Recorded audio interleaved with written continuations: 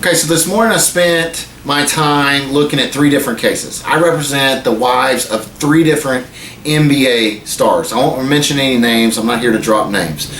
But I'm interested in one topic. Many times we look at fraud on the community as a big claim in family law, meaning my husband hid assets or hid money from me or hid a business interest from me, and he's trying to commit fraud on the community, meaning he's trying to keep my part of something he doesn't own 100% of. A lot of times we get hung up on that fraud claim because it's a very big claim and it has a penalty in it in family law that's pretty severe. For instance, the court can say, you know what, sir, you hid that, so all of that asset is now the wife's when I divide this property. That's a pretty severe penalty. But in reviewing these records, I see all this community waste. And you can bring a claim as a spouse for waste on the community property. For instance, husband goes to the strip club, spends $50,000. He's really spending $25,000 of his own money, that's community property, and $25,000 of your money, that's community property. You weren't there, you didn't enjoy it, it wasn't your idea to go to the strip club. Him and his buddies all went to the strip club, spent 50 grand. Not unusual, it happens. I'm looking at these cases, happens all the time apparently. But in a family law case, you can say, you know what, judge, he spent $25,000 of my money that night at the strip club, I want that back. That's called a waste claim. He goes and buys his girlfriend a $100,000 fur coat. That actually happened.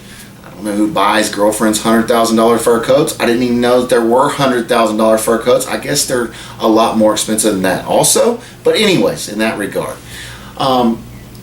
if he buys something for 100 grand, he actually spent 50 grand of your money. That's community waste. You get that money back. Okay, so how does that work? Let's just say the estate is worth $100 million. And then the court says, I know the husband was bad. I know he cheated on you. I know he gave you an STD. I know that he spent money recklessly. I know he wasn't faithful to you as a wife. I know he didn't take care of the kids. Blah, blah, blah. Okay, but regardless of that, we're just still going to, it's a lot of money. We're going to divide it right in half, 50-50. So $50 million to the wife, $50 million to the husband.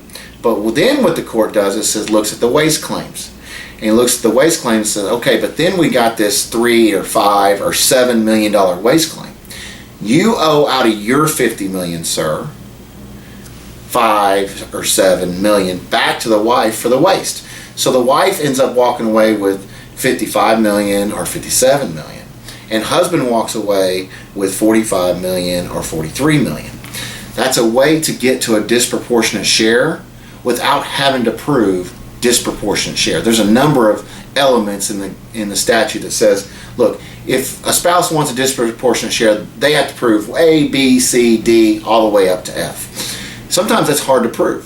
One way to get around that burden is to establish a waste claim, because a waste claim simply says, show me that the money was wasted, show me how much it is, and then we're going to take that out of the other spouse's pot and put it in your pot. So that's a waste claim. So if you're out there thinking about this, that's an important aspect to remember in a divorce. Are there waste claims? What were they? And bring them to the attention of your lawyer so that your lawyer can analyze it. Good talking to you. See you again.